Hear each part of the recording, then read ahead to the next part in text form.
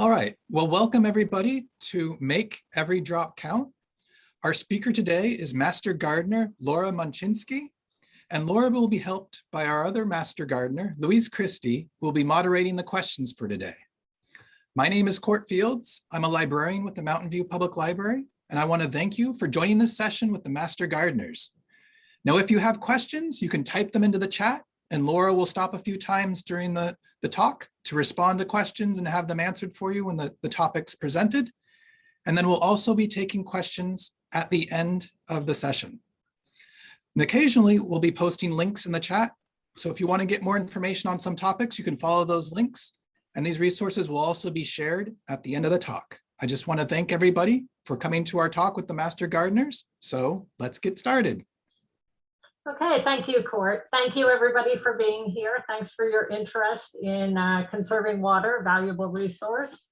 So we all know that we are in a drought. We've all seen the rainfall information and pictures of reservoirs that are almost empty. And we've been seeing the results in our water bill, getting mailings from our water service, all the restrictions. So we really have to do what we can to use water efficiently. We want to use it. We want to have a garden. We want to have pretty flowers. We want to have food, but we want to use it efficiently and we don't want to waste it.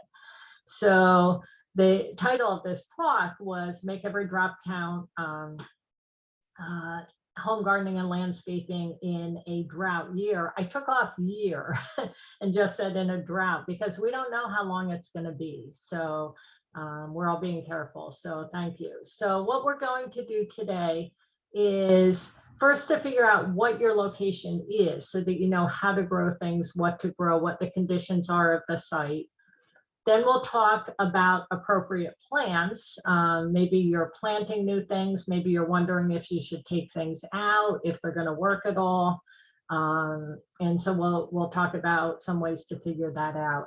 And then we'll talk about maintenance of your garden to make sure that you're getting the best out of your garden most efficiently water-wise. And then we'll go into some of the specifics of irrigation. How to irrigate, when to irrigate, if you're having problems with leaks, what to do about it, and how to monitor what's going on so that you're making sure to get the best use of water. So as Court mentioned, I'll be stopping every once in a while to take questions from the chat. And so the first thing in terms of knowing our site is the climate that we're in. So we're in sunny California. And a lot of us came from someplace else with a very different climate, and a lot of people want to bring what they had in their previous climate. A lot of people came out here from the East Coast, and from the East Coast, they originally came from England on the Mayflower, and they brought over this idea of a beautiful, lush lawn, and that was sort of a way to show the upper class in England that you were so rich you didn't have to grow food, you didn't have to farm, you could have just a beautiful lush lawn. So people like that aesthetically. They brought it to this country. Okay, it's not quite as rainy as in England, but okay. And then they brought it out to California, and we live in a semi-desert, and it really is not the most efficient use of water here. So we want to talk about some alternatives to that, some things that might work better here. We're not saying lose the lawn, that's, but we're going to talk about all sorts of different plants that you would have in your landscape. Now, we are here a Mediterranean climate. So there are about half a dozen places in the world that have a similar climate. And the Mediterranean climate is characterized by warm, dry summers and cool, wet, hopefully winters, sometimes a little bit wetter than others. So that characterizes a Mediterranean climate. So that means when choosing plants, if you choose plants from those other climates, they're more likely to succeed here in your own garden, which means succeeding means growing well without a lot of input from you, not a lot of water, not a lot of fertilizer, not a lot of work, and since they're in a climate in which they evolved, they're going to be more likely to be able to be strong, healthy plants, not have as many disease problems, not have as many pest problems. So that's one thing to look for when choosing plants. There's an extra benefit with choosing California native plants, that in addition to evolving in that sort of climate, they evolved in our soils, which tend to be kind of heavy clay soils. And we'll talk a little bit about the characteristics of the soil and how that influences how you water your plants. And then the other benefit of California native plants is that they also evolved with the same wildlife. They attract certain butterflies that are in the area, and they feed those butterflies. And so that's an extra benefit of having a native plant.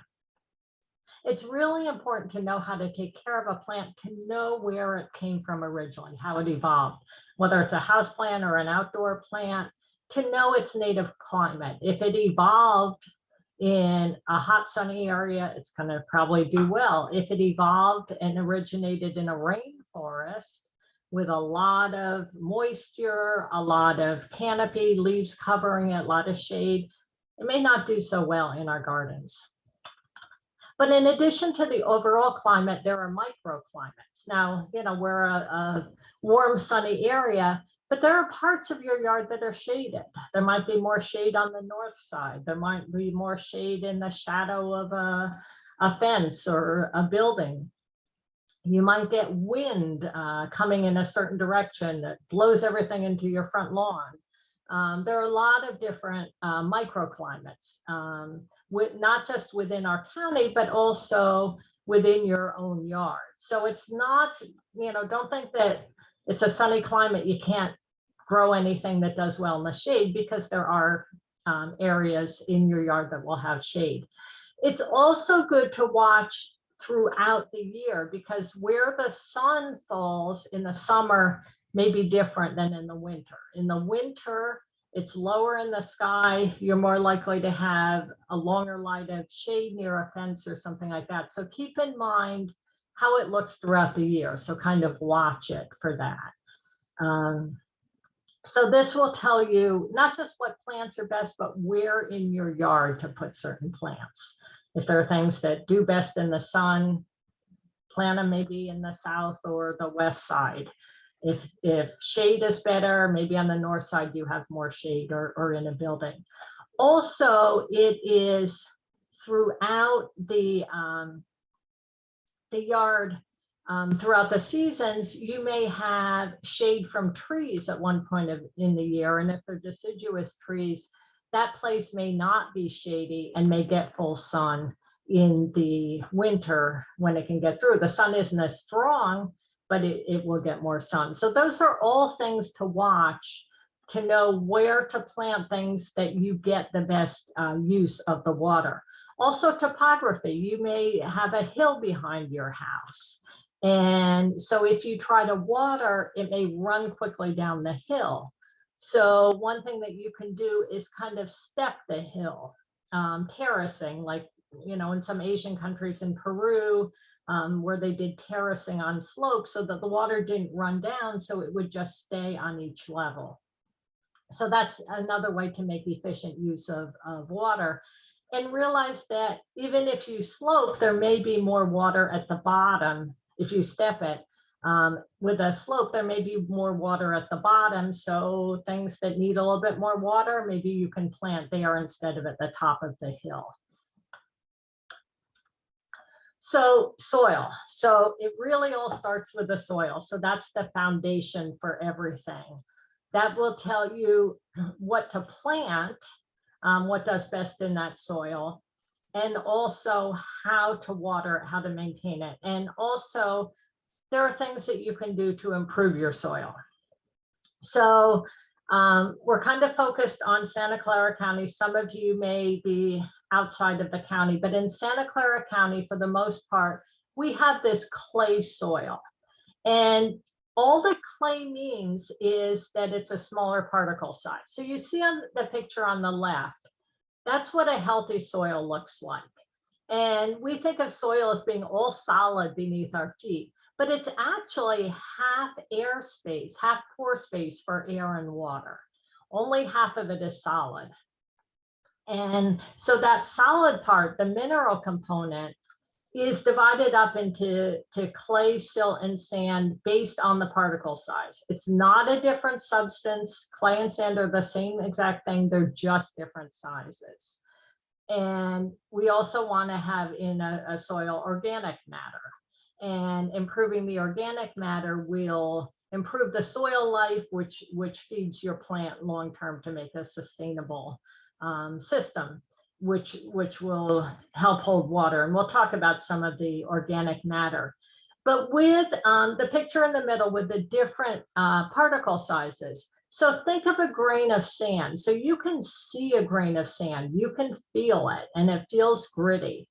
So it's big particles, which means they're going to be big spaces between them. So when you water sandy soil, the water goes down really quickly and the nutrients go down really quickly. They don't stay in very long. So if you're closer to the coast, you might have a little bit of sandy soil. So when you're watering sandy soil, you want to water it more frequently because it doesn't hold on to it. You don't necessarily give it more water, but a little more frequently. Now, clay particles, so you can see comparable, like if the clay particle were the size of a coin, a sand particle might be the size of a barrel. I mean, there's a really big difference. So clay particles, you cannot see with the naked eye. They are microscopic.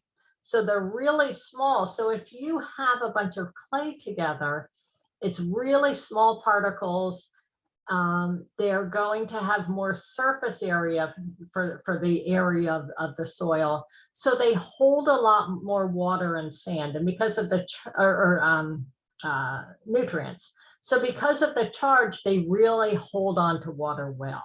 So, you know, people complain about their clay soils because they're hard to get a shovel through. They can be hard to water, but they're a wonderful soil to start with because they do hold the water that they have and they do hold the nutrients really well. So that's a real advantage. So it's a great soil to start with, but we can amend it. We can make it a little bit easier to work with, a little bit easier to get the trowel in, a little bit easier for the water to get in and for the roots to grow. So we can amend that. And in the next slide, we'll talk about how to amend it. So how do you determine what kind of soil you have? So if you're in Santa Clara County, you probably have sandy soil or clay soil. So you can just kind of guess that. But there are other things you can do. You can wet the soil, and because the clay particles are small and they kind of have a sticky feel, they're not gritty like sand. So you can kind of pinch them with your hand, and if you can make this ribbon, like in the upper right-hand corner, this ribbon that'll go at least 2 inches, that means you have a real clay soil. It's kind of like Play-Doh or clay that you would use in pottery. You can form things with it. So that tells you that you have a clay soil. If you try to do that, and it just falls right off because it's big particles and gritty, and it feels gritty, that would be sandy soil. But you probably have clay soil. Or maybe you've already been amending your soil and it's you know, you've got this nice loam soil. In reality, this triangle, that's a soil texture triangle. You've probably seen it in textbooks over time. And that generally soil is really going to be a mix of different size particles. So when we say a clayey soil, it's mostly clay, but there's going to be some silt in there. There's going to be sand. There are going to be different particles. It's going to be organic matter. There's going to be all sorts of things. But as a general characteristic for clay versus sandy soil or a nice silty loam. So with clay soil, so we talked about the advantage of California native plants having evolved in this soil, in this area. So when you plant California natives, you really don't want to amend the soil. They're used to the clay soil. They evolved in the clay soil. So they're going to do best. So you really don't need to amend the soil very little, if at all, if you're doing California natives. But if you're doing vegetables or even some native plants that evolved in the similar weather conditions but different soil, you may want to amend it a little bit, and it just makes your life easier. So the clay soil, one thing that makes it hard to water because of the small particle sizes and the small spaces in between, it can be really easy to compact that soil and lose a lot of that pore space for air and water. So that makes it hard to get water in. So sometimes you'll see after the first rain, the water will just run right off. It can't get down in there because it's just packed so hard. So with clay soil, you have to water more slowly and give it time to penetrate. And you don't necessarily want to water it all at once. If you want to water 15 minutes worth because you've consulted charts and that's how much it needs, 15 minutes twice a week or something, if you do 15 minutes all at once, it's going to run off maybe after 5 minutes. So you need to watch it, set up your irrigation and watch it. So if you get runoff after 5 minutes, what you would want to do is when you water, and usually early in the morning is ideal, so you don't get as much evaporation and it gives time to penetrate. So you may want to, if you have it set up automatically, you're not necessarily going to be up at 4 in the morning, run it for 5 minutes, wait an hour for it to penetrate. At 5, water it for another 5 minutes, and then at 6, another 5. So then you've got the 15 minutes, but you've given it time in between to penetrate. So you don't get runoff wasting going down the street for most of that time. So knowing your soil helps you not just knowing how to plant, but how to water that soil. So the clay soil, it's very slow to penetrate, but those particles, the negatively charged particles that are small with a lot of surface area, hold on to that water for a long time.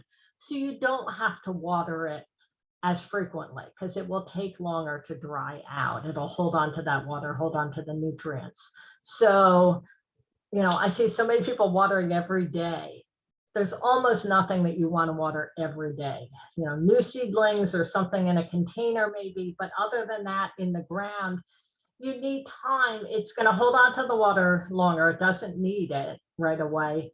Plus, if you keep watering and it keeps holding on, you're going to saturate that soil. You don't have room for the air with that half pore space. And so things start to rot and drown, and the life in there drowns, and the roots rot. So you really, knowing that clay soil, so water it less frequently, short periods of time so it doesn't run off, so it has time to penetrate, and then let it dry out a little bit in between waterings.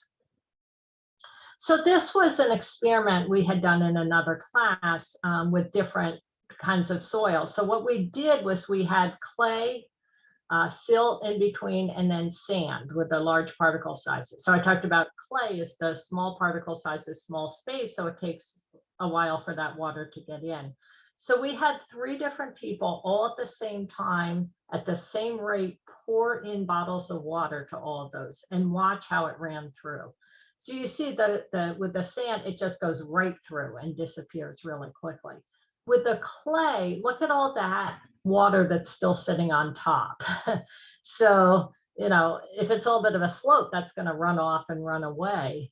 It's going to take a while to get in, and how slowly it goes out, which means it's being held in that soil for a long time. It doesn't get lost. So this was for a weekly course. And the following week, that water had still not all come through. I mean, the sand came through in a few minutes. So consider that when you're watering.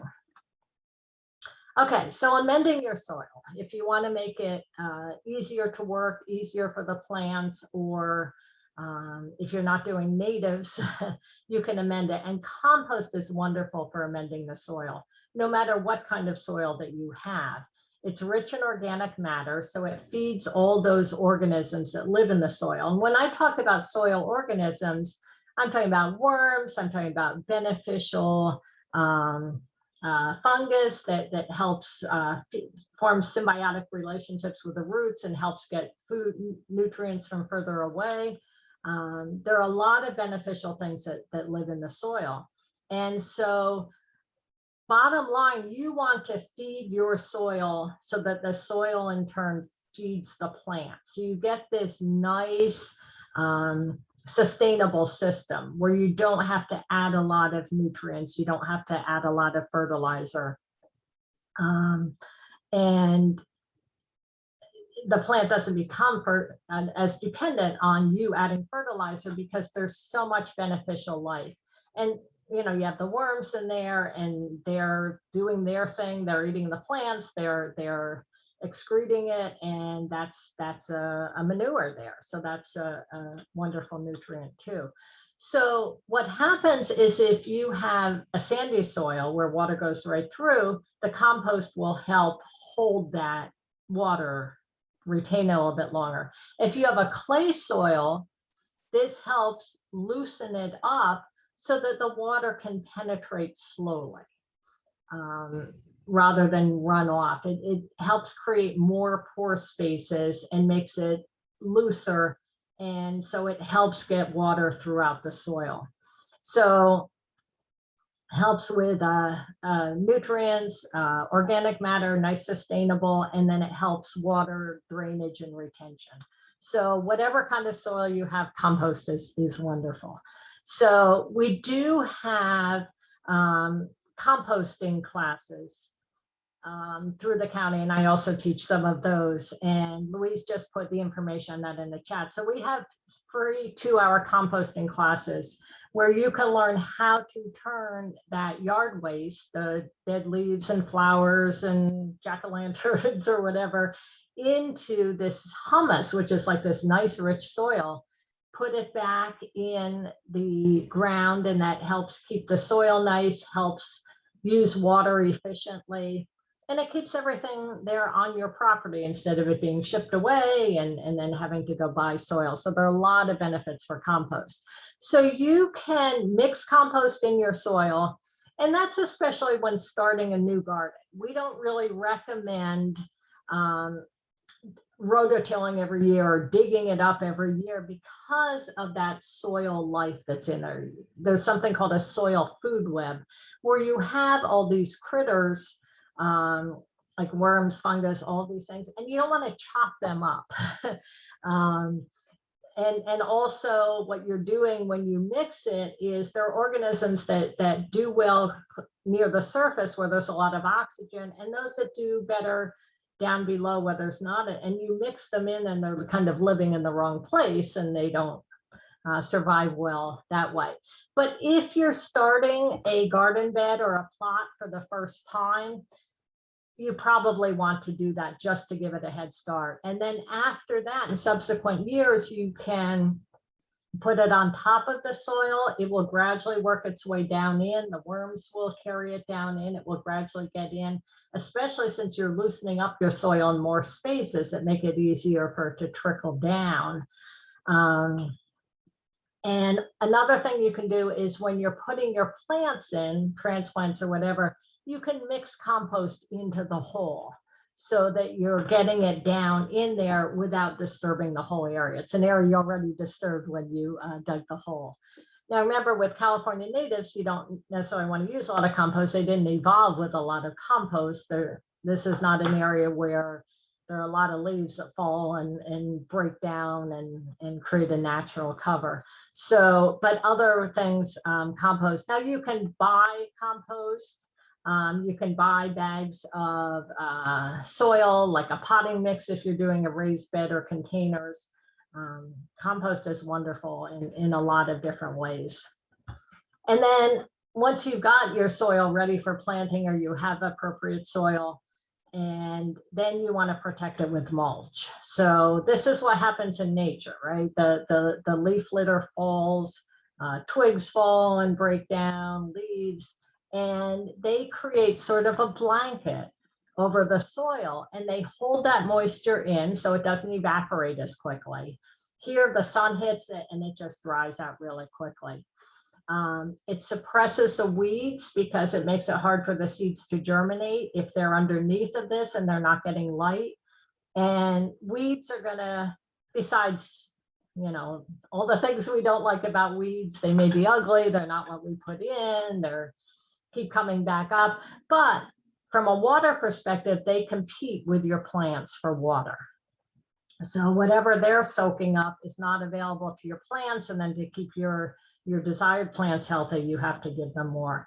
And it also moderates the soil temperature. Otherwise, if the sun hits a direct soil, it really heats it up. At night, it cools off and kind of goes up and down. That's not really great for the plant roots. So mulch is wonderful in a lot of things. What you don't want to do, and you don't want your gardener doing, is use a leaf blower to blow away all the organic matter.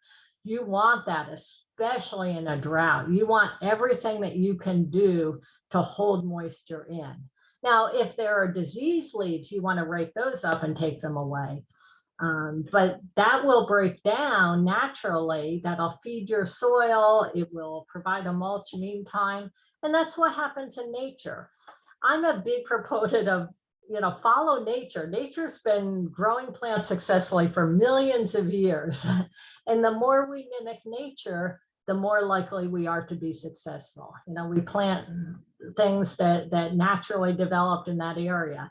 We leave the leaf litter in place. So all those things that nature does. So if you want to be successful, do what nature's been doing. And you don't see leaf blowers in forests. That's not successful. So you may want to talk to your gardener about that, even besides the pollution and noise, just for the matter of, you know, nutrients and maintaining water in your soil. So in a drought, that's one of the best things to do, is use what's already there, as long as it's not diseased.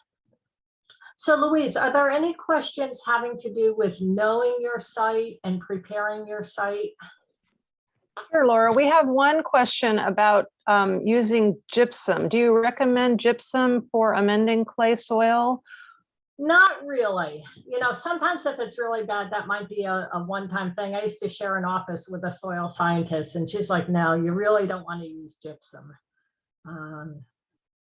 So it's not recommended. It's not the best way to loosen it up. Compost is a much better way to loosen it up. Louise, and I'd like to know what your thoughts are on that too. You know, I've never used gypsum, but I always wondered, why do they recommend gypsum? They, meaning the people who are trying to sell the gypsum. Yeah, well, that's why. but how did we get to that point where gypsum was recommended for breaking up clay? I don't know that much about it. I don't really know much about it either, but it's not, you know, recommended as a natural, sustainable way to improve your soil. Right.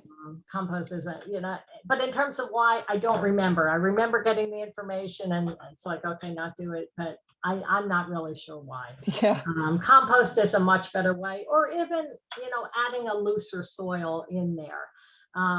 In terms of breakup clay, it's hard to do. It's best, you know, you may want to rototill the first time if you have a heavy clay area that you want to get started. So you may want to do that the first time. And it can be hard to get that in too, but doing it when it's moist is best. When it's dry, it's really, really hard to do. When it's too wet, you know, you've got these wet clods that are difficult to work with, muddy, but also it can damage the soil structure. So soil, we talked about texture, sand, silt, and clay, but it also has a structure. And so there are these aggregates of soil. You have the soil particles, you have pieces of organic matter, you have maybe fungus kind of gluing it together. So you get these little soil aggregates. You don't necessarily have just individual clay particles or something. And they kind of group together. And so in an ideal soil, they'd be a nice granular structure where there are kind of, you know, chunks of aggregate and air in between them, as opposed to like a platy structure if it has been compacted, walked on, worked on when it's wet, all those things that compact it. And that makes it hard for the roots to go down and the water to go down because everything is sideways. And then there are other natural columnar, there are all different kinds of structure. But if you get that nice granular structure kind of glued together by everything that's living naturally in the soil, if you work it when it's too wet, you break that apart and then you don't have that good structure. So, I mean, the best I can say is maybe rototill it once, maybe dig it once, you know, initially until you get it kind of going, and add amendment each time. But try to do it when it's damp, not dry because it's too hard to do, not wet because it damages the soil structure. Do you see Heidi's question, how long does it take compost to loosen up clay soil? In my experience, it really can take years, but It really, to get it really, really nice takes 5 years, usually, you know, of adding it every year. And most of us will maybe add it twice a year, or depending on what we have, but maybe in spring planting time and in fall planting time, we'll add some compost there. But to really work it takes a few years. If ideally, like the amount that you would put in, I mean, you don't want pure compost. That's like having a diet of pure vitamins. Plants will grow like really, really fast and tire out really fast. So if you spread like an inch or two on the top of the soil and mix that in, that's about the right amount to be mixing in. Maybe a little more if you're starting an area that's really bad, but it you know, the first time you do it, it's going to be better. It's going to be looser. But in order to have this really fluffy, friable soil that's sustainable, lots of nutrition in it, lots of soil life, it might take 5 years to get it like a really ideal soil. But even the first time, it's going to be better. can you just quickly say what's the best time of year to put mulch down? Okay, so if you're planting a summer garden, for instance, if you're planting a summer vegetable garden, sometimes it's best to wait a little bit till the soil warms up before you put the blanket on it. If you have something that needs a little bit of warmth to germinate. So if I'm planting my summer garden, and I'm putting things in May and June, I'll maybe start mulching in July and August. I won't cover it right away. I'll let the sun warm the soil a little bit to help the roots and the seeds to germinate and grow. However, in a drought, I might start mulching right away. And then for ornamental plants, just put it on it at the time you plant them. If you're starting something from seed that or really, really young, you want that warmth. But if it's a little bit bigger, like even at just 1 gallon or bigger that you're putting in, go ahead and mulch right away. Okay, great. I think that's all the questions for now. Okay. And if you think of something later, anybody, just put it in the chat and we'll come back to that. Okay, so you may have heard the term right plant, right place. So I've been talking a little bit about the climate and choosing plants that are well adapted to our climate and our soils to give the best chance of success. And also those plants are not going to have excessive water needs because they didn't evolve in a place with a lot of water. You know, if you have a pond for water lilies, that's one thing. But so some things to consider when you're choosing plants or choosing whether to keep plants. Like you may be choosing what plants to put in, but you may be also in a situation where you're thinking about what plants to take out because they use too much water. And then even just maybe reducing the number of plants you have, at least temporarily, until we start getting more rain, so that reduces the water requirements. So the two most important things to consider when choosing plants are the function of the landscape. Are you growing for privacy? So that will decide, what you want to grow to get a little bit of privacy. Do you want an area that children can play on? And even if you don't want grass, there may be other soft ground covers, durable ground covers, creeping thyme or something like that they can play on. Are you growing food? That's the function of my landscape. My entire backyard is edible. I have about 20 fruit trees, a 400 square foot vegetable garden, and then I have other vegetables and herbs tucked in pots all around. So everything in back is edible. So that's the function of my landscape. So that's the first thing I'm going to look at. And if I can't eat it, I'm not going to do that work to grow it. And then the conditions of the site. So that's the climate, the microclimate, the soil. So those are the most important things to consider when you're planting. And then in terms of width and height, so the size of the plant. And it's not just whether you're planting something temporary like a vegetable for the summer or the winter, or whether you're putting in a tree, something long-term, or flowering bulbs. The width and height, you need to know the eventual size of the plant. Not what it looks like in the 1 gallon pot in the nursery, all cute and pretty, but the 6 feet it's going to be within 2 years. So it's really important to know the eventual size of the plant. And you can look that up all different places. If you know the plant, Western Garden Book is, the Sunset Western Garden Books is a good local resource. If you know the name of the plant, you can find out all the different characteristics, how much water it needs, how big it's going to get.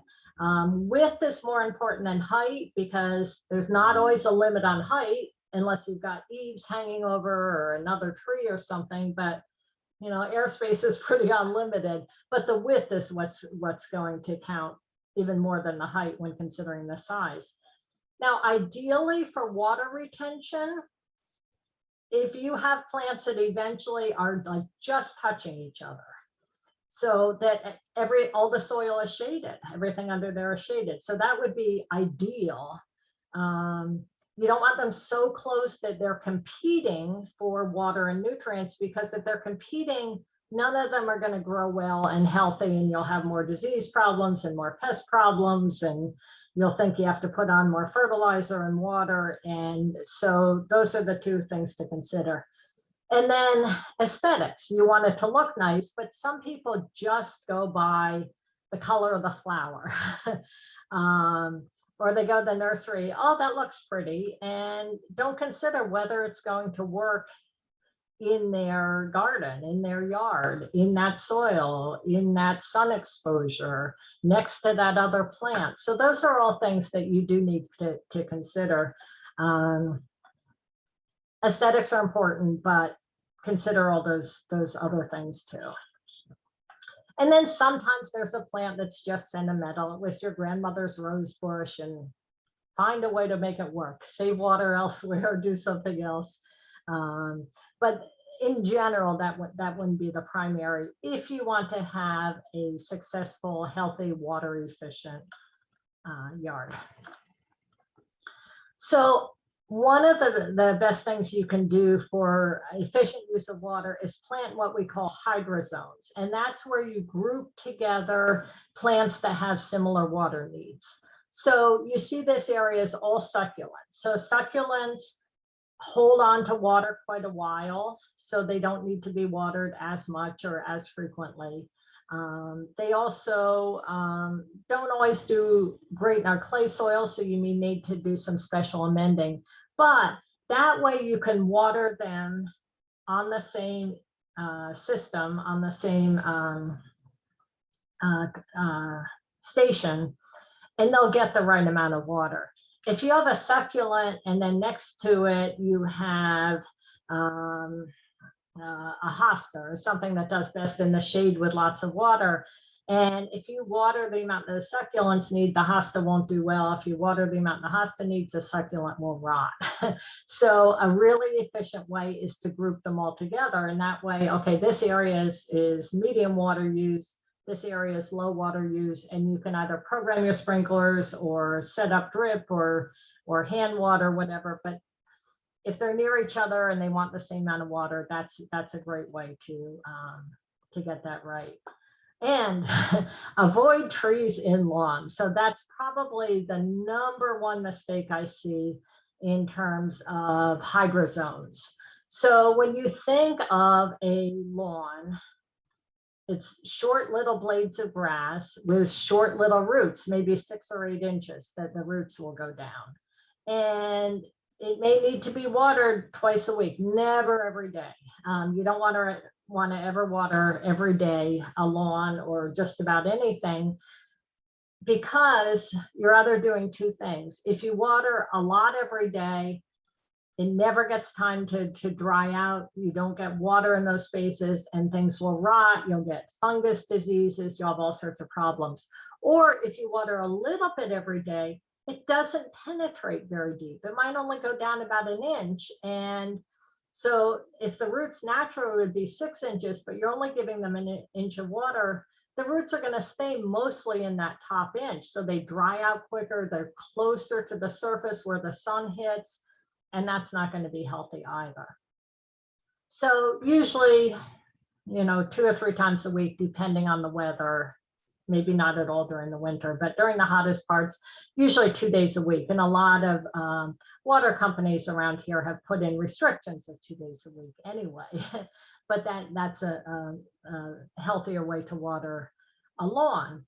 Now, a tree, the roots go deep. Now, you may have a taproot that goes down really deep. Things like oaks have a long taproot because they've evolved in this area with not a lot of water, and they may find the water table. But most of the roots, the feeder roots, the roots that are taking in water and nutrients, are in the top 2 feet.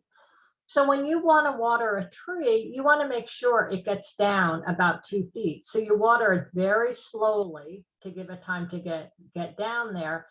And you need to give it time to dry out before you water again, so that you don't have just waterlogged soil that it rots the roots and slowly kills the tree. So lawns and trees could hardly be more opposite in their watering needs.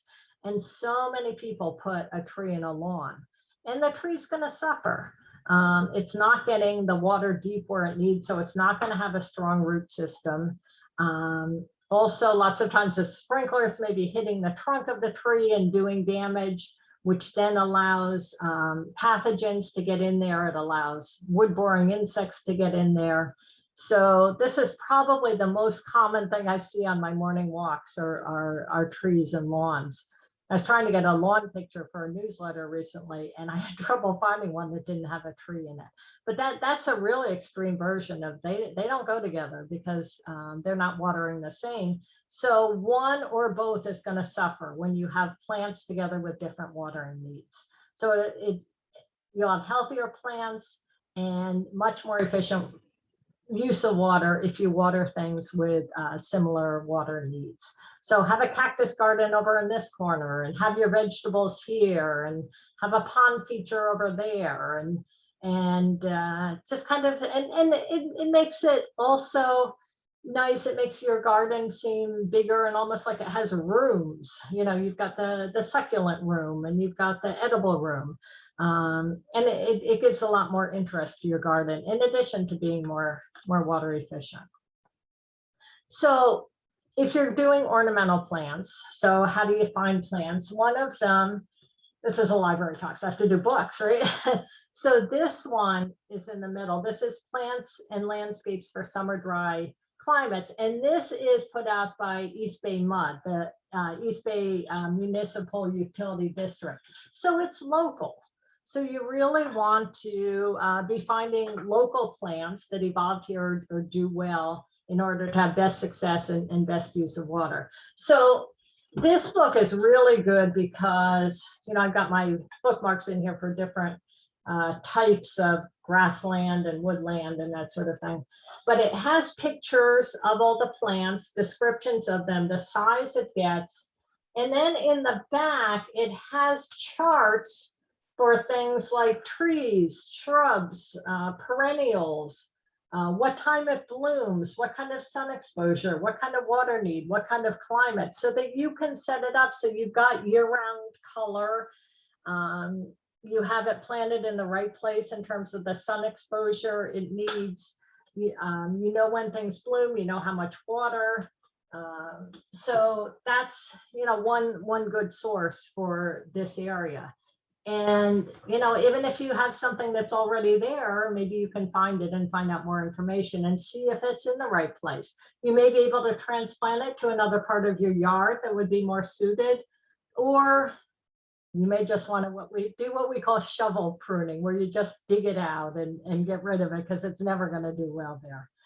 On the right, the California Native Plant Society. So there are local chapters of that. And so you can find out what they found is successful in this area if you're looking to do California natives, which are good for the climate and the soil and the local wildlife. And they have periodic plant sales in addition to information. And then on the left is what we call the Arboretum All-Stars. So UC Davis, so Master Gardeners is out of UC Davis. So we are trained by them, sponsored by them, and the information we give out is all research-based scientific information from UC. Master Gardener program was set up as a go-between between the busy UC professors and researchers and the home gardeners. So they train us and we can pass that information along to you. So they, a few years ago, did experiments with all different plants, and they grew them in different places throughout California. Some Master Gardener programs, some research gardens, to see what does well in our climate, in our soil. And drought resistant, of course, being a big thing because of our just natural climate of not getting enough rain, even in best of years. And they came up with 100 plants that they think will work pretty much throughout California. Now, California has different climates. The mountains may be a little bit different than the Central Valley, but these are plants that are adapted well to our environment, support the butterflies and bees, and that we need to pollinate our food. And so this is a really good resource. And so you can look up there. Another one that I didn't put on here for trees, if you're planting trees. So Cal Poly in San Luis Obispo, they have a website called, I think it's called a Select a Tree. And it's great for finding trees to plant. If you know the name of the tree, whether it's a common name or the botanical name, the Latin name, you can put that in there. Or you can look for characteristics. You might look for low water use. You can put in a bunch of different parameters. Roots don't lift sidewalks. Only grows to medium size, whatever you're looking for. And that's another good resource for finding trees. And Louise actually just put that in chat. Thank you for finding that. So these are some ways to find water efficient plants that grow well in your yard, depending on what your microclimate is. If you're closer to the hills, if you have a lot of concrete around you, if you're on a slope, all different conditions. Okay, so vegetable gardening. So a lot of people did not grow vegetable gardens this year because of water. I did because that's the purpose of my landscape, and I like to grow my own organic vegetables. But I was trying to be selective about what I grow. Now, one thing to keep in mind, and it's you have to kind of balance everything. If you grow your own vegetables, you are using less water, as long as you're watering correctly, than vegetables grown commercially. So it's estimated that 1/4 to 1/8 of the amount of water is used to grow home vegetables as commercial vegetables. So if you think about it, if you drive through farmland or go through farmland and you see them watering with overhead sprinklers during the middle of the day, when a lot is lost through evaporation, if it's windy, you can lose 90% of the water before it even hits the soil. So that's not an efficient way to water. Farmers are getting better, they're learning more, they're having to. as their allocations are being cut. But you see a lot of that inefficient watering. And then it goes to the store, and you see in the supermarket misters that go off every minute or two or whatever to keep them moist and not, shrivel up and dry out. And then you bring it home and you wash it thoroughly because you don't know who all's handling it. If it's got pesticides, dust, and you wash it a lot. So that it uses a lot of water. So if you're doing it in your own yard and you're doing drip irrigation early in the morning, getting water right to there, and it's out of your own yard, you might maybe rinse it quickly or just wipe it off before you eat it. So there's not a lot of water use. So in the big picture, it uses less water. However, I do understand it's on your bill. And most of us have water limitations right now. And if we go over, we're going to get fined or whatever. So there's kind of the balance. If you look at the big picture, it's a better use of water. If you're looking at your own bill, maybe you don't want to get your water use up this year. So something that you have to balance. But there are some things that you can do also to make it most efficient in the driest years, like this year is such a high drought year. So one is plant things that are high yield. So summer vegetables, something like zucchini is very high yield. People are often trying to give it away. Tomatoes are high yield. There are other things that are much lower yield. So for instance, in my garden this year, I made a mistake, and I'll share my mistakes with you so you can learn from that too. So I planted zucchini. Now we're still sheltering in place here, so I haven't been going out to nurseries. So I've just been making do with the seeds I have and whatever I have. So I also had butternut squash seeds, and I love butternut squash. So I planted about 5 or 6 zucchini plants and about 5 or 6 butternut squash plants. Well, the zucchini, and so I was watering them both, not exactly the same, but a little bit more on the zucchini because it uses more and produces more and bigger leaves and all of that. So with my zucchini, I was getting about 5 zucchini a day from those plants throughout the summer. It's starting to slow down a little.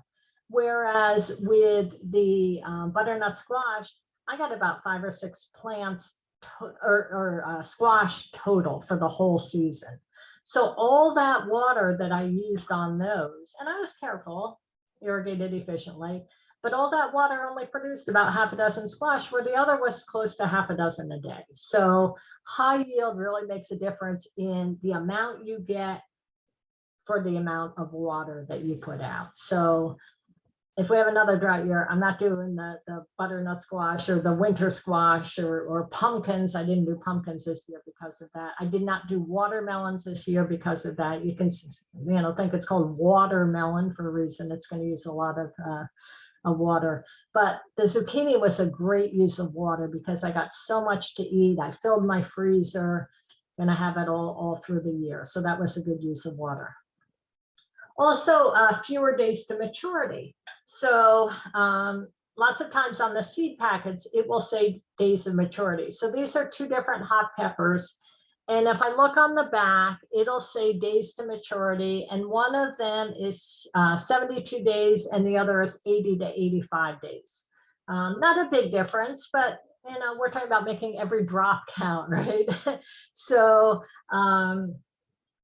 if it takes longer to mature, you've got to water it more and longer before you start getting it. Also, the season, you've got determinate tomatoes that grow to a certain size and produce all at once, so you're not watering them for as long. Or you have indeterminate, which grow as a vine and keep going throughout the season.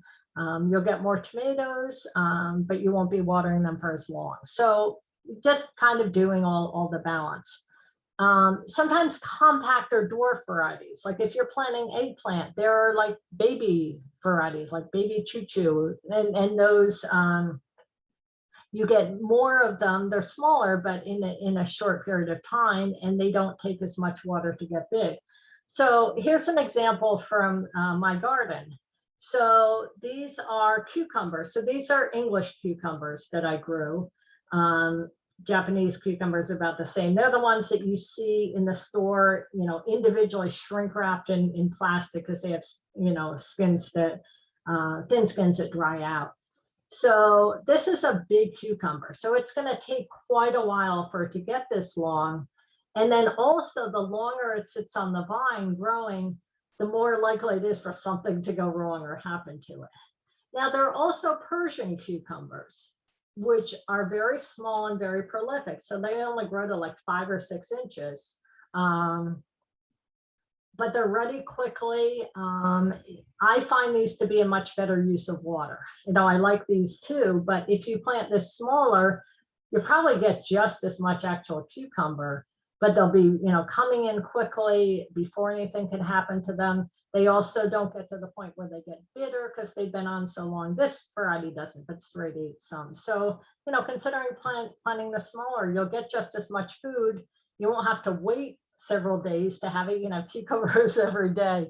But the size of it, cherry tomatoes, maybe use less water than some of the big tomatoes, but it depends on what you're going to use them. It's just, these are just ideas, things to consider, and you just kind of have to balance for what works for you.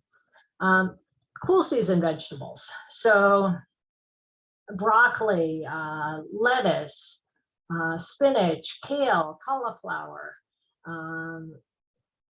a lot of the carrots, a lot of the root vegetables and the leafy green vegetables are cool season vegetables here. Some other areas, they can only grow anything in the summer.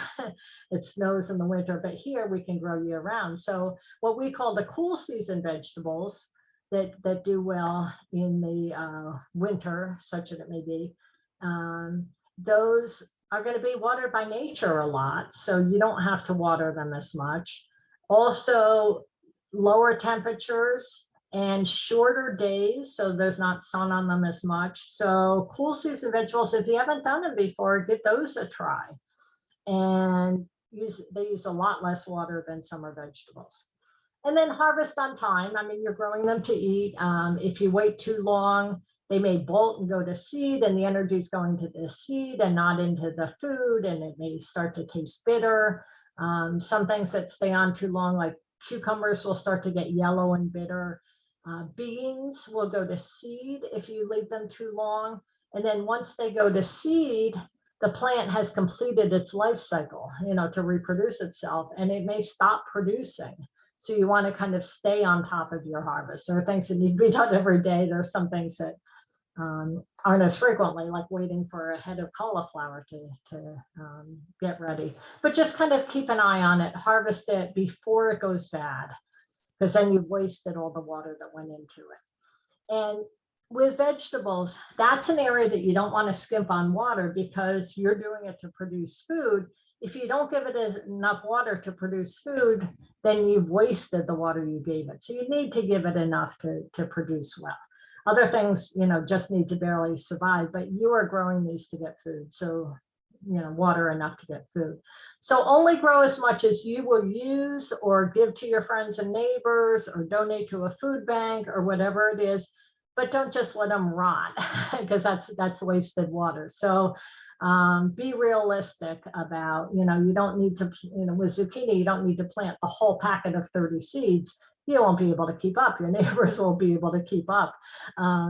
So, you know, kind of have an idea, and it may say on the seed packet, you can look it up to see how much it's going to produce. So you have the right amount for your family or whoever it is you want to share with, and use what you grow. So grow what you use what you grow, so that water is efficient and you're getting something out of it. You're getting wonderful, delicious food. And a lot of people, the last several years, this year, some didn't come from the drought, but the last several years, growing food at home has become more popular. People want to know what's in their food. They want to make sure it's organic, and they want to have food security. That's something that people have been concerned about, especially when the pandemic hit. Places were running out of seeds because people just wanted to have that food security. So I consider vegetables a great use of water or fruit. because it goes with the function of my landscape. And I know the techniques to water efficiently, so I don't feel like I'm wasting water by doing it. I feel like it's a good use for my water. Okay, so container gardening. So there are a lot of different things you can grow in containers. Some things to consider for being water efficient is the material that the container is made of. So if you plant something in a wooden half wine barrel, it's porous, so you're going to lose more water through the wood, and also the wood itself is going to soak up some of the water. Whereas if you use something like a glazed ceramic pot, it's not porous, water's not going to escape, it's going to hold on to the water longer. So those are things to consider with material. Another thing that you can do is put one pot inside of a slightly larger pot, so there's an air cushion in there. So it keeps the sun from hitting the outside and heating up that soil, drying it out, heating up the roots if you've got a cushion. So that's another thing to do. And then also light colored pots. If you have black plastic pots, you know, black absorbs the sun, it's going to heat up, it's going to dry out the soil and roots faster. So if you want to be more water efficient, and containers are something you may have to water every day and it's a short amount. So using a material that's less porous, using a light color, and the right size for a pot. If you have a tiny plant in a big pot, you water it, all the soil around where the roots can't get to it to soak it up is going to sit in there. You're going to have some you know, anaerobic bacteria in there. The water's just not going to be absorbed by the roots. So you can up pot it as it grows. So start it in a smaller pot. When it gets bigger, put it in a little bit bigger pot instead of starting out with a little plant in the big pot. And, you know, it will eventually grow to fill that space, but you want it just a little bit bigger than the plant so it can grow into it, but it's not huge. These, incidentally, were all planted at the exact same time from seed, but as I gave them more space, they grew more. Another thing with watering containers, you can do it by hand. You can set up drip emitters and do it automatically, or turn on the system and turn it off manually. But ideally you want to water until one drop before it runs out. So if it runs out and you see the middle, it has a container or a dish that it's in. They don't all have it because I was just setting up for a picture. But if it runs out, a couple problems. One is it's kind of wasted water, but the water will evaporate and leave behind more of the minerals and salts. And so if that gets absorbed back into the plant, it's not really great for the plant. If you water it a little bit too much, you can take the turkey baster and take that out and put it back in the top or another plant. But you don't want water sitting in the tray around it. Okay. So actually, before we go on to prioritizing, any questions about plants or planting? Well, there's nothing in the chat right now, but I do have a question that I'd like to ask, and that is not talking about vegetables, but talking about shrubs or trees or perennials. What do you prefer for getting plants? Do you want to, is it better to go to the nursery locally, or go to some of the other nurseries by mail order? Because a lot of times the local nursery may not have what you want. Yeah, I mean, my first choice is always local independent nurseries, not box stores, because box stores buy nationally, so they may not have what grows well in this area. So a local independent nursery is more likely to have what grows well in this area. And a lot of them can order for you. I've done that where I've gone to a nursery, they don't have it in stock, but they'll order it for you. So that's always, and then of course you're supporting local business and local jobs and all that. But in terms of finding the right plants for the right place, you're more likely to get it there. And then next I would go to mail order if I couldn't get them here. But also if I go to the nursery, I can pick it out and I can see it unless they've ordered just one for me. But that would be my priority. Okay, great. Thanks. Good question, though. Okay, so all these different plants you have, how do you prioritize? Because you have a limited amount of water, and you know, it says on my water bill how much I have, what my allotment is. So I've got to try to make sure it fits in there. Now I grew up having to conserve water, so that's not something new for me. It's something I've done my whole life for various reasons with how I grew up. But so if you have a limited amount, or even if you just want to save water and just use it, so you kind of want to prioritize your lawn, not just what's important to you, but what can last with a little bit less water and what can't. So trees are a long-term investment. You know, they grow for years, decades, even centuries. And so they're not something you can just easily replace. You know, the tree's not looking good, I'll go get another one. It's a long-term investment. They also provide shade, which helps, you know, with water. You're not getting as much evaporation underneath the tree. What's living under the tree, if there is something, you don't want something under an oak tree or a low water tree, but if there is something not close, but you know, around the tree, or next to the tree, it can provide shade, and that helps with saving water. Now, sometimes a tree that's been there a long time, is well established, doesn't really need a lot of supplemental water. I have a large orange tree in the corner of my yard that I haven't watered in many years. However, sometimes those trees, if you have a really severe drought, even they can need a little bit of supplemental water. Trees that, like oaks, have that I mentioned, that long taproot, so they might be able to go down and find it deep. But in general, that's kind of a big investment, whether it's a fruit tree or an ornamental tree. So those you may want to try to keep alive. Food. So if you're growing for food, you want to optimize production. You don't want to skimp on the water and only get a few vegetables or fruit off of it. Then it makes it just wasting the water you put in. So water your food enough. Shrubs during a drought, you know, if they're native or if they're Mediterranean, they may not need much water during the summer. A lot of them go dormant during the summer. They may have specialized leaves that don't lose a lot of water, maybe a waxy coating or needles or something like that. So these adaptations that they made over time, which is why it can be helpful to choose something that evolved where you are. So lots of times, once they're established, they don't need a lot of water.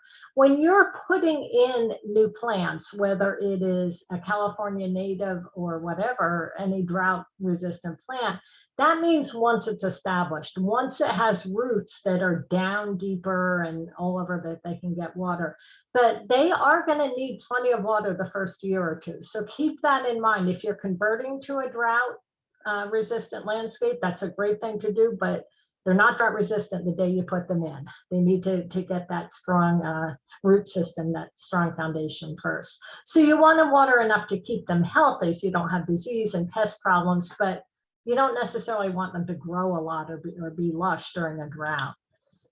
Flowering plants, choose perennial plants, not annual plants. You know, if you go to a nursery, put something in, water a little bit, couple months, and you take it out, not the best use of water. So maybe you can do, you know, not do those right now, or put some other pretty feature, or plant flowering bushes, or some of the natives that keep coming back year after year. Much better use of water.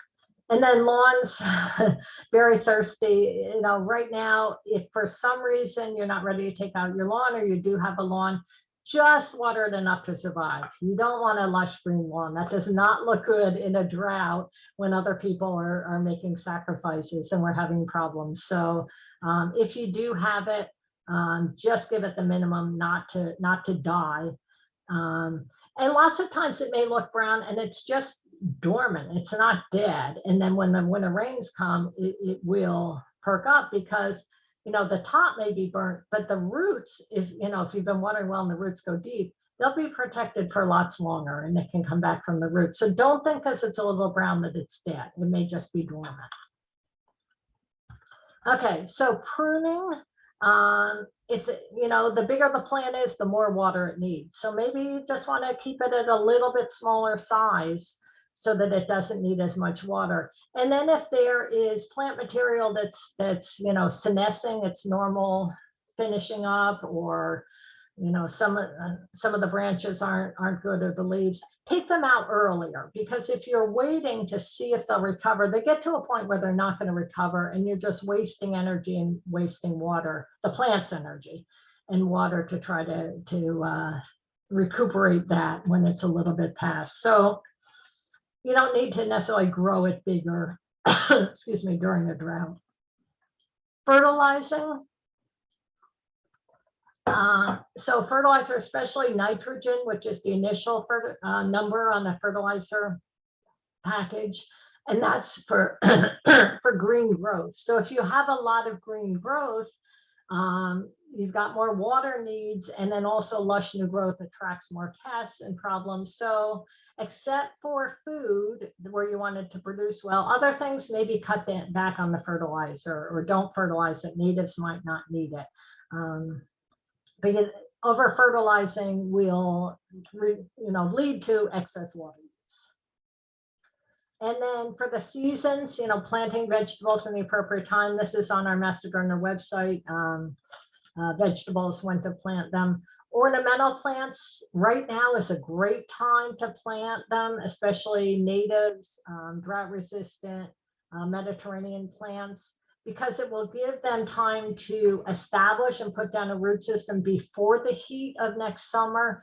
Plus, the winter rains will help water them in. So now's an ideal time if you're converting your lawn to drought resistant or putting in some ornamentals. Spring is also good. Fall is the best. Okay, so if you're growing stuff, you're growing it for you. You're not growing it for the pests. So the weeds, get them out of there as soon as you can. This is a weeding tool I like to use, a weeding fork, so I can get as much of the root out as possible, so the root doesn't come up really, doesn't come back up from the root. If it does, just keep digging it out, because the root has some stored energy, and it will eventually exhaust that energy. Get as much of the root as you can. The most important thing is get it before it goes to seed, because then one weed can become 10,000. Some of them have like 10,000 or more seeds on one plant, and they can survive for 7 years or more. So get them before they go to seed. Now, there are other weeds that propagate different ways, runners, stolons, pieces of root. But the number one thing with weeds is get them before they go to seed. And then you don't want critters eating the food that you have worked so hard to grow. So there is University of California has an integrated pest management website, and we use this all the time. And so if you know what the pest is, if you know what the plant is, you can put that information and it'll say, this is what normally affects that plant. And it will tell you the life cycle of the problem, what different possibilities for what you can do. And you can do several things at once to prevent problems, to fix problems once they happen. And really, really great information. So that link is in the chat. But they're going to compete for the water you're using. So besides all their other problems, we're talking about water. And so there's a little bit of a competition problem there. So Louise, any questions about maintenance of a garden and we'll get into specifics of irrigating, but just maintaining the gardens to make sure you're getting good use of the water you do use? Specifically, we have a couple questions. One is about, can you let the runoff from containers drain into the plants in the ground? Are there any plants that would be harmful for? That's wonderful. And I do that. I think that's a great way to do it. Instead of it, going into the dish. There's an area where I have to dig up something, a peach tree that had diseases. I took it out, so I have to dig out the root, and it's clay soil, so I need it loose to dig. So I have some kale in containers, so I just put all the kale around there, and I let the water go there, and I'll dig some out, and then next time. So it's very unlikely that would be a problem. I mean, if you have a specific acidic soil mix, in your blueberries and they're in a container and you put them over something that doesn't do as well with acid, possibly, but very, very little. I think that's a wonderful use of your water. And then having those on top, you know, setting them around your other plants so that the water drips down, that's kind of providing a mulch there too, and preventing evaporation. So I think that's a wonderful, wonderful idea. Okay, great. And you're going to be talking more about specific irrigation methods Yeah, so next. that's the next part. So we'll hold this other question till Okay. Okay. So water when it's needed. Don't just water because the calendar says to water, or because you programmed your sprinklers months ago and they're still going. So water when needed. So how do you know when it's needed? So we talked about, remember that graph that showed half of soil is solid, you know, minerals and organic matter, which would be compost and all the things that are breaking down in there. And then half of it is pore space for air and water. So, so a quarter of the space in there would be water. So let's say you have a 1 gallon pot, a plant in a 1 gallon pot, a quart of it would be water. So if it were completely dry, you would put, you know, a quart of water. But that's not really how you're how you're going to know when it's ready, because it's never going to get completely dry or your plant is dead. So what you want to do is find out how the moisture of the soil, where the roots are. It's really, really important watering that you're watering where the roots are. You don't want to give so much that it goes down below the roots because it's wasted. And you don't want to just water lightly frequently at the very top because the roots aren't there. They're further down and it won't be getting there. Or maybe the roots will stay there because that's the only place you can get water, but generally it's further down. So you want to know what's happening in the root zone.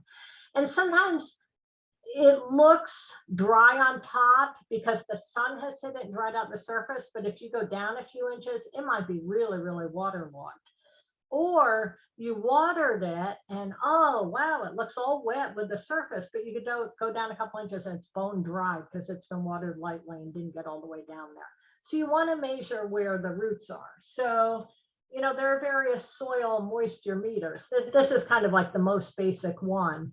And it's just got this, you know, dry, moist, wet. And it has a probe at the bottom. You see, that's a different material. So you put that in and this needle moves and shows you kind of the moisture. And when I buy this at nursery, I go around to the pots in the nursery and put them in to test to make sure it actually works. They're, you know, they're pretty cheap. They're like $8. They're not the most accurate. You can get a tensiometer for $100 or more, and you'll get much more accurate reading. And it costs more. So it's just what you want to do. But you want to see what's happening in the root zone. So this can go down several inches. And sometimes I'll put it down slowly. You know, what's it doing right below the surface? What's it doing below that? What's it doing about 10 inches down? And, you know, the bigger the plant, the deeper the roots. Now, I'm not going to really measure a tree with that. But you want to see, and then you can just like take a screwdriver or your hori knife or something and dig down a little bit. Careful not to damage the roots if you can avoid it. And just, you know, feel what's down there, look down there, stick your finger in a couple inches. You don't want it to stay waterlogged. You don't want it to get so dried out that the plant just dies. So dry out partially, maybe 50%, and then water it more and then let it dry out to like 50%. So it's damp, but not wet, moist, but not wet. So you want to make sure that it needs the water. So one way is to check manually. What we're doing is we are replacing the water loss to what's called evapotranspiration or ETO. So that's the combination of evaporation from the soil and from the leaf surfaces and transpiration from the bottom of usually the bottom of the leaf. So leaves on the bottom surface have these like pores. They're called stomata, and they open or close. These guard cells open or close them for water in vapor form to escape out of there. And so that's really so when that water escapes, and it escapes when the air is dry, when it's warmer, and that then creates a vacuum and allows more water to be pulled up from the surface or from the ground. And so with that ground comes a nutrient. So that's how the water cycles through the plant and the nutrients cycle through the plant. The water stayed in there, you never get fresh water and fresh nutrients. So that's the process. But what you're doing really ideally is replacing what is lost. And the evapotranspiration happens more when the temperatures are higher, when the solar radiation is stronger from the sun, when the air is drier, and wind also increases the evapotranspiration. And so some of that's replaced by precipitation, some of it is replaced by you. And there are charts where you can find out in your area what is the evapotranspiration rate, for various plants. So if you really want to get into the details, you can find that out. You can also look up, there's something called wool coals, and we'll give you the site for that also, which tells you needs of different plants.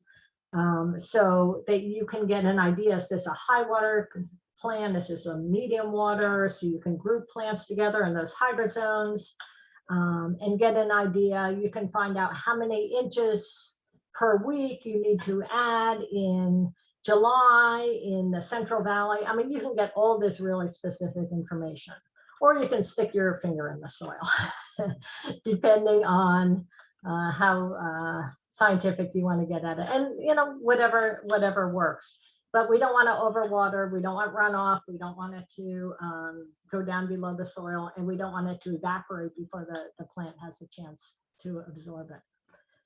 So our native soil here, especially if it has an amended clay soil, so it takes longer to go down, but it spreads out because it's taking so long. So knowing that gives you an idea of where you're watering. So you want to water it slowly, less frequently, at those intervals, maybe 5 minutes, wait an hour, 5 minutes more, to give it time to penetrate instead of just running right off. So different ways you can water. You can do drip irrigation. Drip irrigation is becoming more and more popular because you get water just to the plant. There are these emitters that you put around the base, not against the plant, because you don't want to, water right against a trunk or a stem, but right next to the plant where the roots go down. And you're giving water just to the plant. You're not watering the foliage, you're not watering the surrounding earth, you're not watering the air. So that's a really efficient way to get it to individual plants. Now, it doesn't work for a lawn because you've got thousands of individual plants. That's the one place you need sprinklers. But drip can be really efficient. You have to stay on top of it because those emitters can get clogged up. So you want to just every once in a while, maybe twice a year or monthly, depending on how much you use it, do a system check to make sure they're not clogged. Hand watering. So again, you don't want to necessarily water overhead. You want to get it down to where the roots are. So if you use like a wand or something that you can get it right at the base. One advantage to hand watering, besides that you can see what's happening, is you're out observing your garden. So, if there are pest problems, disease problems, the plants, wilting, or the leaves are turning yellow from too much water, you can see it happening because you're out there observing. Overhead sprinklers, look how much water is just blowing away. So except for maybe a lawn, there aren't many places where that's the most efficient usable water. So you don't want to water the air, you want to water the roots. And early morning is best because it doesn't evaporate as quickly. It gives it time to work its way in before the sun comes out and evaporates. Evening has the advantage of not evaporating as quickly and soaking in, but sometimes the water can sit there on the foliage, and that can be, especially when it's warm, good conditions for fungus to grow. So you may get more diseases if you're watering at night. So the evening is the second best, but if that's the only time you have, you come home from work and you do that, then do that. But ideal for water evaporation is early in the morning, 4, 5, 6, 7 o'clock in the morning. So you can set up irrigation controllers. If you have a controller, make sure you reprogram it monthly because the amount of water that's lost to evapotranspiration, the amount of water that needs to be replaced changes frequently. And so if you want reprogram them monthly, that's fine. Or you can get a smart controller that will take either historical data or actual weather that it's measuring right there and give the right amount. And so you have to program that initially. You put what kinds of plants, what your zip code is, what your soil is. You put all those things in initially, so it's a lot to program it. But then it will automatically water, and some of them have rain sensors as part of them, and some just use historical data to average. But that can be a really efficient way to water. And the Valley Water, Santa Clara Valley Water District, valleywater.org, they offer rebates for things like smart controllers and a lot of different things to be more water efficient. So it might not cost you as much as you think. Check system for leaks regularly, which means you have to be watching it. For one thing, if your sprinklers go on at 4 in the morning and you're either in bed or it's dark, you need to run them occasionally during the day, or your gardener needs to run them occasionally during the day and make sure you don't have fountains or geysers or water leaking. This is a situation where you might want to put a washer in there or some Teflon tape in there to keep there from being gaps that water's coming out, tightening it, loosening a little bit, but watch closely. Also, another way you can tell if you have a leak is turn everything off, all the water inside and outside, and go out and look at your water meter. If it's moving and things are supposed to be off, that means something's leaking somewhere. And then it may show up on your water bill too. Other ideas of how you can get water for your garden. One thing that I've heard a lot of people talking about doing is when the shower water is getting hot, they, instead of letting that run down the drain, they'll run it into buckets, and then they'll take that out and water the lawn. You can also get an instant water heater so that you don't have to do that. But if you're waiting for it to get into temperature instead of going down the drain. So I do that, I put in buckets or jugs and take it out and use it in the garden. When you're cooking vegetables, so vegetable water, why not pour it on your vegetables? Not still boiling, let it cool off. But it's got those kind of nutrients. I actually drink the water, but that would be something, pasta water, put on your plants, or even in your compost bin to water the compost bin.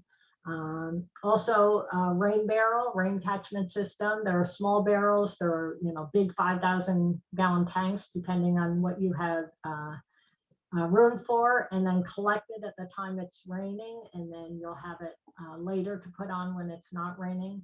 There are also a lot of municipalities are doing more rain gardens where there's sort of a sunken area, and if you've got a big enough property, you can do that maybe with some river rocks in it or something, so that the water goes down and into the ground instead of running off down the street and picking up contaminants from the street as it goes. Or you can even do that with just maybe through your front yard, a dry riverbed where it's a little sunken, so the water goes down in and runs off. And plants are better than pavement in terms of getting the water. There is permeable pavement. If you're doing a deck, some parking lots now have permeable, so that even though it's hardscape and you're not having to plant, the water goes back down in. So it's staying on the property, it's being captured there. And then Valley Water, so valleywater.org. So that's in our county. They're the water retailer. Now we have individual companies that we get the bill, but Valley Water is kind of over all of it. And they have a lot of information on their website. They have lists of drought resistant plants. They have all sorts of rebate programs. So if you're taking out your lawn and putting in drought resistant, right now they're paying like $2 a square foot to replace your, for you to replace your lawn. So that helps pay for the plants. They have rebates for controllers. They've got all sorts of tips. So that's another good use of water. So these are the resources that we're posting in chat. I will just leave this up. If you missed some of them in chat, you can do that. So I'm looking at a couple of questions. Does water and rain barrels attract bugs, mosquitoes? So you notice the rain barrel has a lid on it. You do want to be careful about standing water. If it's open, you can get free from the vector control mosquito fish. So you can put mosquito fish in there, and so it's fish that eat the larvae. So anything that's laid there will get eaten up, and so that won't hatch. Let's see what else. Most efficient way to irrigate large raised beds used for vegetables, drip tape versus drip emitters, or some other method. Kind of depends on what the plants are. If you've got like a close row of lettuce or something like that, maybe a soaker hose where it goes all along the row. But if you've got plants that are spaced a little further apart, for instance, cauliflower that grows at least 2 feet wide, you may want emitters right around each plant. So I'd say the smaller, closer placed plants, a drip hose would be good, but for a little bit bigger, a little bit further apart plants, drip emitters would be good. Those are the questions I see in chat. We are at 1 o'clock. I want to thank you for coming. I'm willing to stay for a few minutes if somebody has other questions, but I just want to thank everybody for coming. Thank you for being water efficient. Thank you for being good gardeners, and good luck in your garden. And you got the whole rest of the day to go out and play in it.